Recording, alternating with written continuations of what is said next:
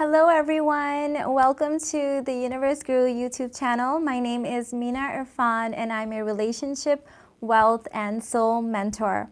Welcome to my live stream. Let me pause this. Oops. And today we're talking about feminine communication and feminine boundaries. So I'm so excited to have you live here. And if you're watching in the replay, welcome, and let me know in the comments what is your key takeaway from this video and what are your tips in speaking femininely and having feminine boundaries. So welcome in, say hi if you're watching this live, and please give this video a thumbs up. YouTube algorithm now uses thumbs up or thumbs down to recommend content to you. So if you thumbs up a video, you'll see more of those type of videos, and if you thumbs down a video, you're not going to see those videos at all. So it's a really great way to let the YouTube algorithm know what you like. All right, so let's get started. So feminine communication is a little bit different than just communication in general. And I'm going to compare it with, there's feminine communication, there's neutral communication, which is kind of unintentional, and then there's masculine communication. Hi, Poonam, welcome. So when I talk about feminine communication, the core, the center of feminine communication is about heart connection. So what do I mean by that? What I mean by that is that the point of any sort of communication from the feminine is to connect. So feminine energy is all about connection, heart center, love, relationships is really important to the feminine. So when we talk about feminine communication, at the center heart of that, it's going to be connection. So it's not about me getting heard. It's not about me, being seen and heard all the time. It's all about us connecting together through our communication, okay? So my number one tip for that is to realize that everyone is in their own world, their own little trance. So when someone's going to work, they're in their I have to rush and get to work trance. When they're coming home from work, they're in their I have to go home and do XYZ trance. When they're going shopping, they're in their shopping trance. When they're trying to get their kids to bed, they're in that trance. So everyone is in their own little bubble and in their trance, right? So when you're really unintentional with your communication, what ends up happening is it's like two nervous systems just constantly attacking each other, and no one's being heard and no one's being seen and no one feels any sort of connection, okay? So one thing to realize, everyone is in their own little world. So what you want to do when you're thinking about or intentionally thinking about, hi everyone, feminine communication is, how can I enter their world? How can I connect with them where they are first? And then after that, maybe you have an invitation that you would like to extend to them to bring them into your world. It's an invitation. It's not a manipulation. It's not a push or pull. It's not any of that. It's just a simple invitation into your world. Okay? So one way to do this is say, okay, where is this person at right now? What is going on with them? Okay? And the second thing is, how can I connect with them better? So let me give you like actual examples of this.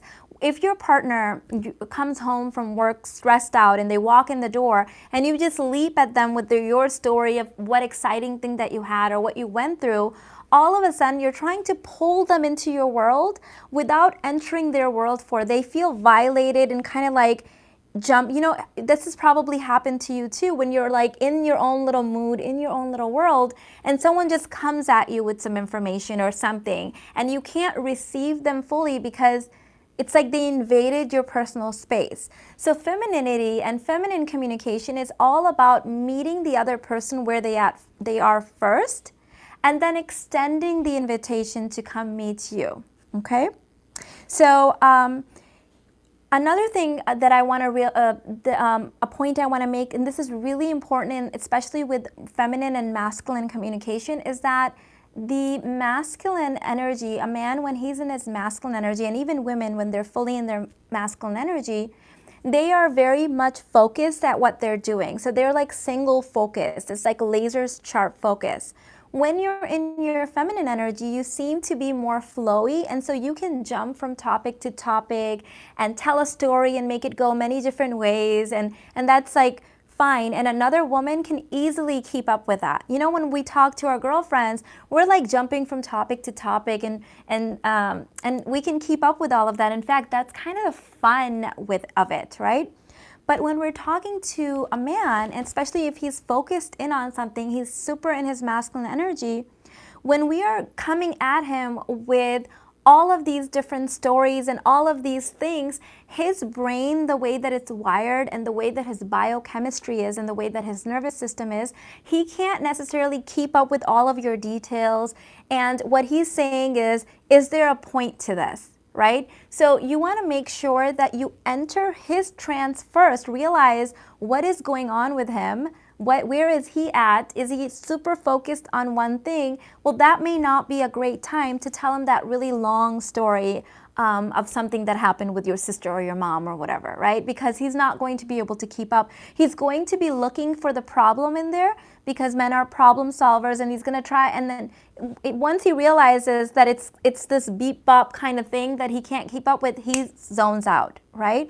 And so one of the things that I've shared with you guys previously in another video was how my husband and I have become really aware of the way that the female and male brain is wired, and we make sure that both the feminine and the masculine, female, male hormones and everything is being honored in our communication. And this isn't like a tit for tat thing in every communication. What we make sure that we both are feeling seen and heard in the way that our different genders and hormones and brain chemistry can understand. So you really need to know that there is a time and place of how you communicate to people, and it is going to be different in romantic relationships than it is in, you know, your speech with your children or your colleagues. But know that at the center of all feminine communication is heart, and you're speaking to make a connection, not to convince everyone, not to pull anyone into your world. You are extending an invitation.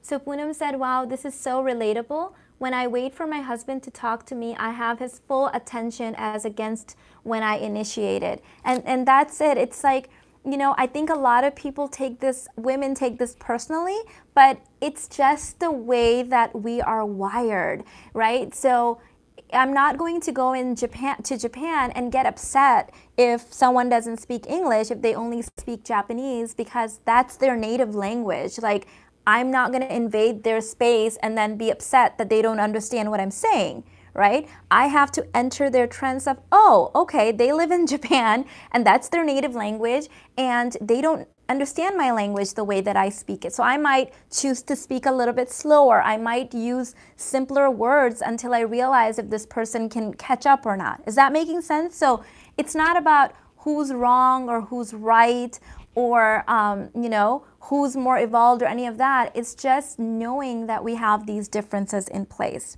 okay? One of the biggest game changers, I wasn't planning on talking about this necessarily in this video, but I talk about this in my Conscious Couples Intelligent Love program a lot, and I think this is the #1 game changer in your relationship. #1 game changer. If you have a marriage where you guys are best friends or kind of like roommates and the passion has died out, if you just do this one thing, everything will change. Stop discussing mundane things all the time. Stop talking about the weather. Stop talking about everything your children did. Stop talking about the groceries.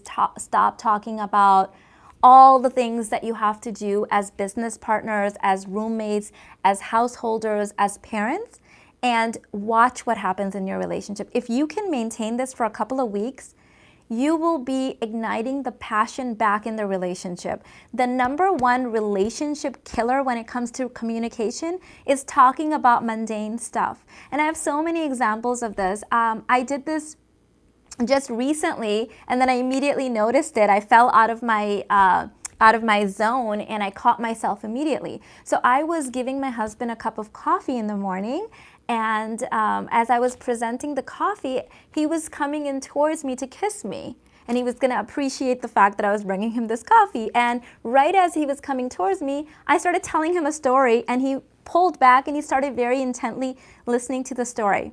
So what happened there? I killed the juicy romantic moment that was about to take place with words. Because when I'm talking, he's listening. He wants to listen to what I'm saying. Maybe I have a problem that he wants to solve. And so in that one moment, I instantly killed the romance that was coming towards me. And of course, because I spend a lot of time learning this and embodying this and I teach this, I caught myself immediately, but that one moment was gone. We do this all the time in our relationships. We do this all the time. So make sure that you're not spending a lot of time discussing this. Now, of course, as a married couple, or even if you've been dating for a long time, you have logistical stuff that you need to discuss sometimes, where you're gonna have dinner, all that stuff. Have a container for that, and I teach you how to do that in the Conscious Couples Intelligent Love Intensive, but don't be springing that on each other all the time, okay? So what I'm going to do now is I'm going to talk about feminine boundaries, and then after that we can talk about feminine tone and sound vibration, and then I'll take some questions from you guys. And I'm going to teach you guys how to ask elevated questions and not toxic questions, and that's more for you, because when we ask toxic questions, we actually make our brain worse. So we make our brain ill by asking toxic questions. So I will teach you how to do that today. If you have taken my High Value Worthy Woman Ascension, then you already know how to do that. So you can go ahead and start asking your questions. So boundaries. There are so many questions about feminine boundaries that I get. Feminine boundaries are not about communicating your boundaries. Feminine boundaries are simply what you are available for and what you are not available for. They are not about convincing someone else to honor your boundaries.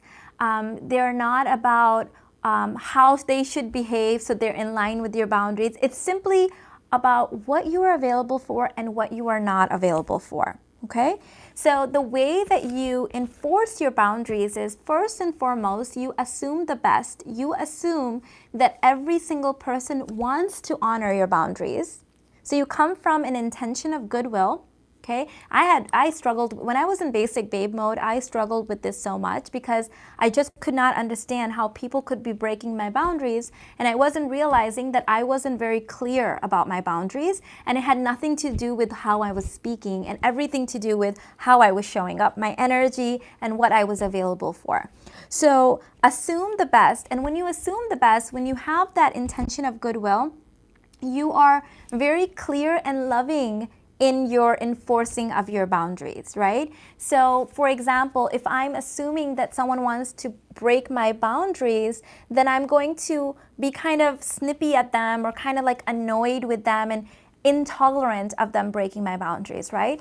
But if I'm assuming good intention, then I'm going to assume that that person just doesn't know, and I'm going to just kindly, depending on what level they are in a relationship with me, I may either just move away, excuse myself, and leave the situation, or if this is a child, then I might sit them down and talk to them about why this doesn't work. And with a child, you do want to explain your boundaries because it's an opportunity for learning for them, but with adults, it's just what you're available for. So let me give you an example. If you're dating someone, and you're on a first, second, third date, and they do something that is kind of against your boundaries or just doesn't feel good to you, you're not going to go into this whole discussion with them, explaining to them about your boundaries. Because what you're doing when you're explaining it to them is the vibe that you're sending off is that I do not trust myself and my boundaries, so here you go, I'm handing them over to you and hoping that you can enforce them. But it just sends off a very, like, I'm not confident and I'm available for this, and that's why I'm sitting here and explaining it to you. Versus if you, depending on the level of offense that thing was that the person on your date did, you may choose to excuse yourself and leave the date, or you may choose to finish out the date and thank them for a wonderful date and decide never to date them again, and that is you enforcing your boundaries. You didn't have to have a long-winded conversation with them. You didn't have to do any of that. You weren't available for another date. That's it. And you just let them know, thank you so much. I had a great time. And the next time they ask you out, you may just say, I'm sorry, I don't think this is going to work out. Okay? Simple, easy. And the last thing I want to say about boundaries, unless you guys have questions about that, is be clear and then be consistent. So I struggled with this a lot. I was not consistent with my boundaries, and then I would blame other people for being boundary breakers. And because I wasn't consistent with my boundaries, I didn't have any boundaries. I was blaming other people for breaking my boundaries, but I didn't have any. So, you know, boundaries aren't this yucky, icky thing that we're hoping other people keep track of, or, you know, like expecting other people to honor, but we're not honoring them. So another example of this is if you have a friend that constantly calls you and you know, it's venting, toxic venting, what I call, all the time, and doesn't honor your time, doesn't ask you how you're doing, but you keep answering the phone, you have poor boundaries. It's irrelevant that they're breaking your boundaries or not.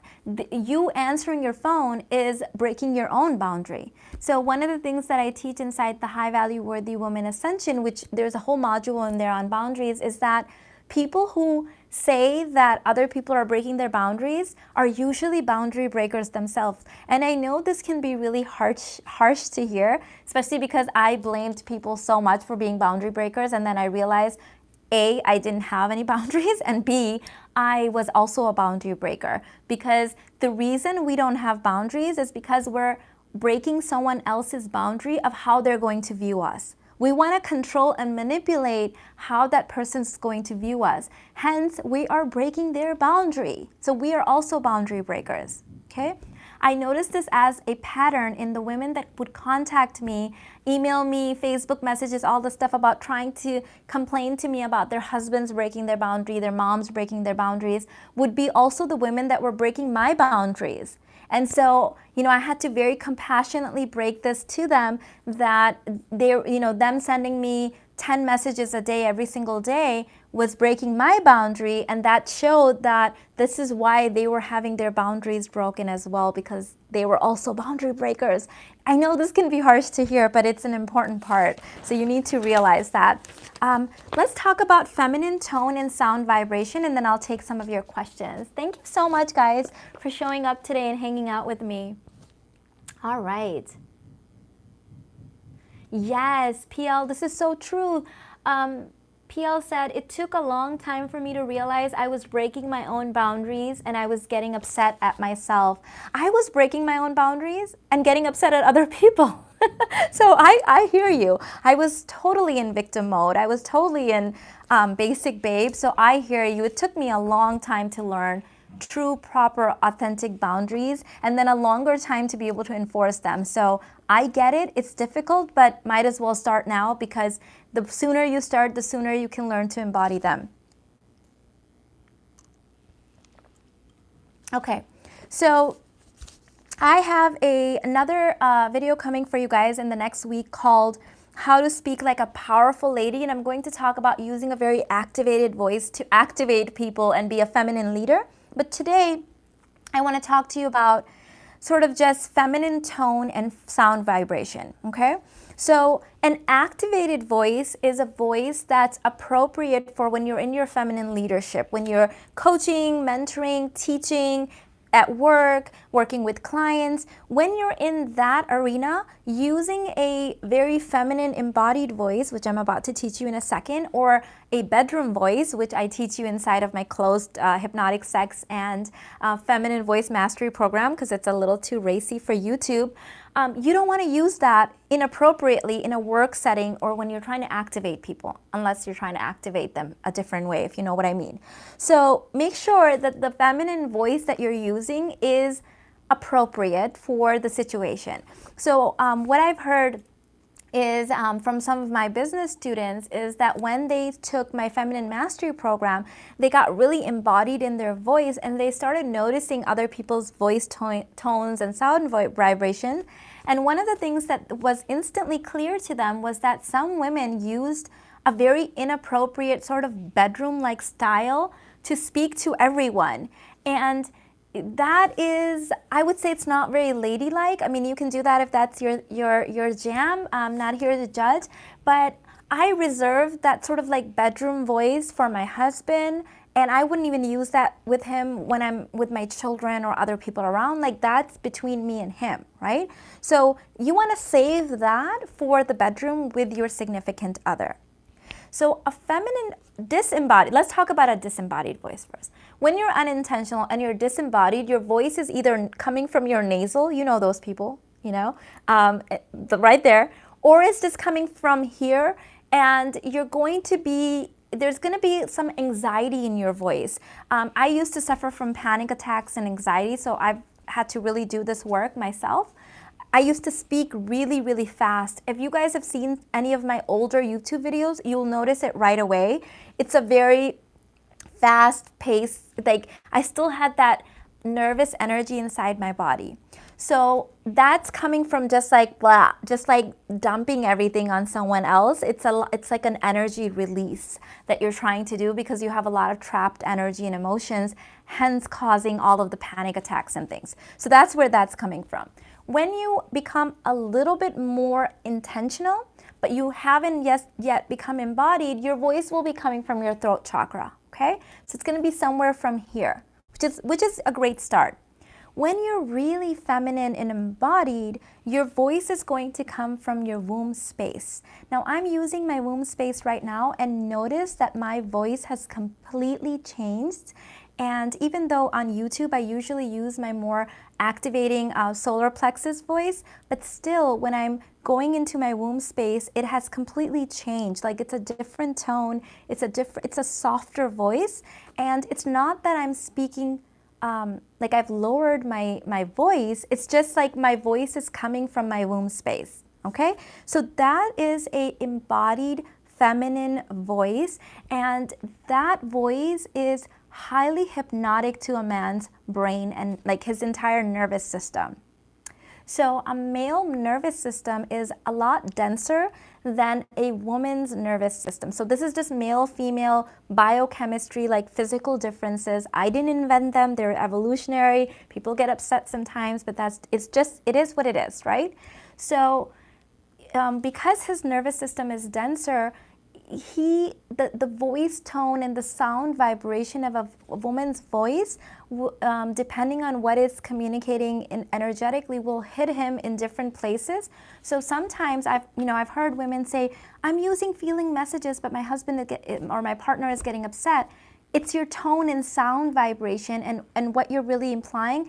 It may be hitting his nervous system in a very negative way and kind of irritating his nervous system. So when you're really embodied and your voice is coming from your womb space, that is highly magnetic and hypnotic to a man's nervous system. And so it's very authentic to your feminine voice. You're not trying to play games. Sorry, my husband's doing some housework, so I'm sorry if you hear all of that hammering and stuff. So you want to make sure that it's something that you really practice and embody, okay? So that's what I want to share for today in that module. So so far we've covered feminine communication, we've covered feminine boundaries, and we've covered feminine tone and sound vibration. Now, if you want any of the full programs for this, you can go to theuniverseguru.com and sign up for my free The $1 Million Babe Masterclass. And from there, you can get more information about some of these other programs that I've referred to. So let's take some questions and hang out and see what you guys are talking about or wanting to know more about, okay? Let's do this. Okay, so let's see, any questions? I'm sorry, this is at a sort of slight strange angle. I'm gonna try to fix this next time. Okay, so let me give you the parameters of an elevated question versus a toxic question. So an elevated question is very short and direct, usually just one line, and it's like if I read it, it's very clear in the question that you're asking. A toxic question is just your mind's limiting beliefs, your mental models, and your toxic story that you've built disguised as a question. Typically, I will get long emails from people asking a question.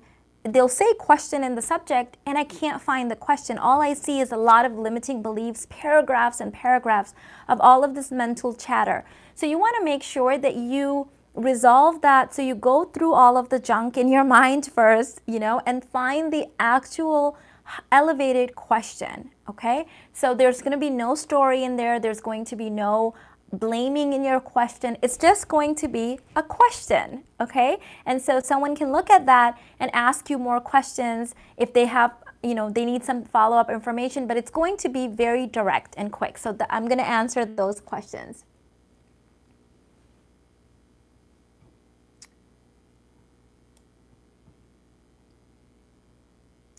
Okay, great question. So someone said, Mina, how long did it take you to totally change your voice to feminine voice? Okay, great question. So I get asked these questions often. How long did it take you to go from A to B, right? A to here. And the thing is, I can tell you that answer. I know clearly it's 18 months, by the way. But let me give you some background information.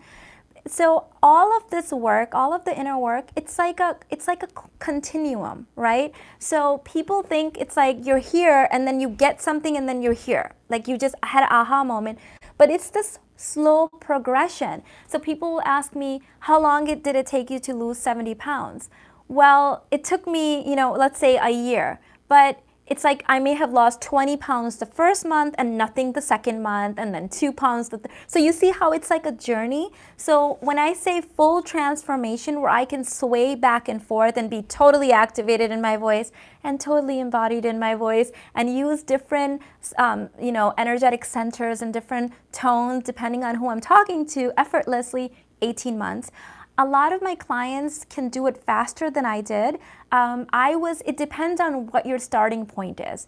Here's why, because when I'm teaching my clients this, I'm giving them exactly the tools that they need versus I had to learn it all from many different places, spend hundreds of thousands of dollars in coaching and mentoring. A lot of that was a bust. Sometimes you hire coaches and mentors and they have no idea what they're talking about. So there was a lot of that. Also, as I mentioned, I used to suffer from anxiety and panic attacks. So I had a lot of that to release, and it took me 18 months. So that great question, by the way. That's okay, Maggie said, I wish I would have started this journey years ago. Babe, you're starting now, and now is, that Chinese saying, the best time to plant a tree is 20 years ago. The next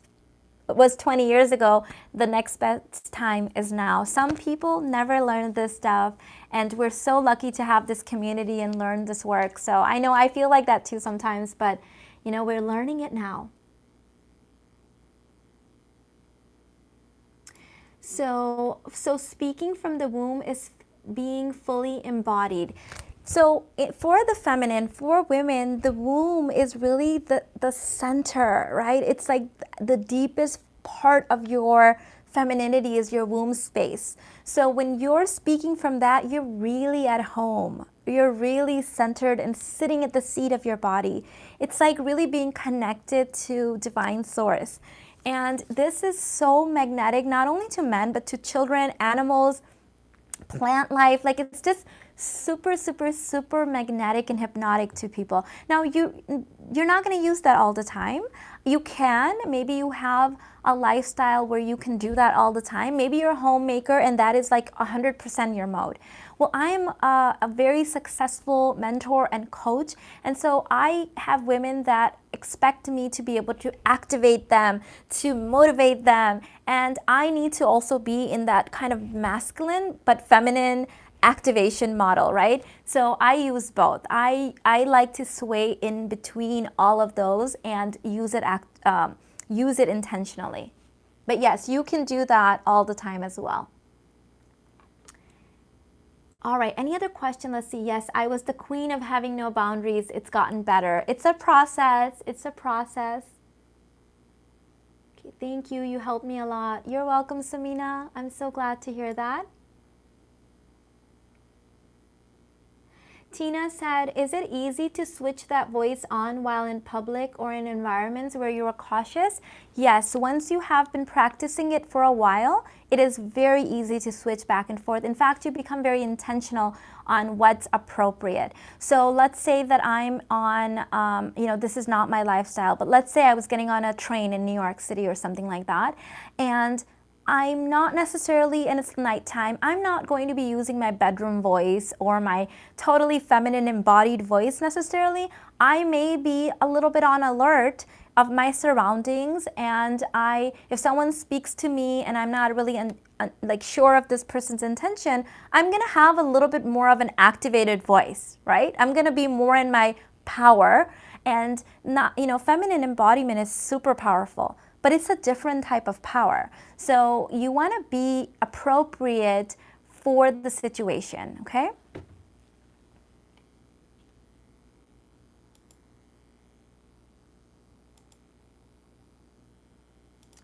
All right.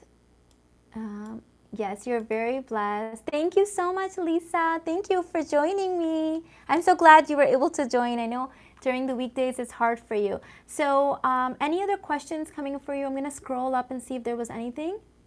How do you hold yourself in the space of, this is my boundary so you don't forget? Is it just practice? So Maggie, are you saying that for yourself or for someone else? So are you saying it's like to communicate them, or is it more just for you? Just this morning, my husband reached out for my hand and I placed my coffee cup on his hand. LOL, totally caught that. Oh, I know. It's like, it's a learning process, and it's kind of, you got to be lighthearted and funny when we do those kind of things out of old habits. I totally get you.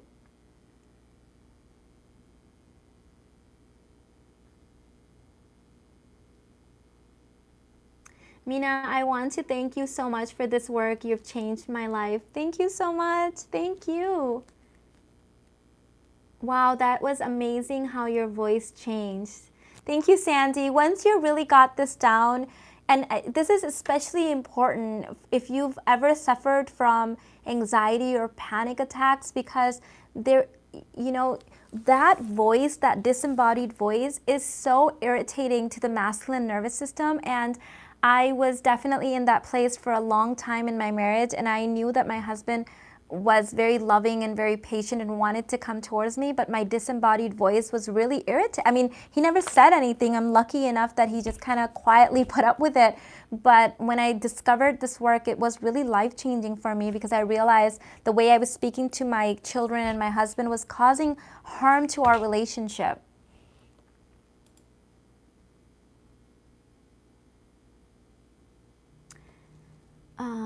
So universal journey, yes, so practice, practice, practice. It is a work in progress. You're not going to know the stuff and then instantly switch. It takes a lot of practice. You're basically retraining your nervous system to speak in this new manner, okay? My family is so intense and I try to stay true to my boundaries, but sometimes get caught up in the high-paced voice questions.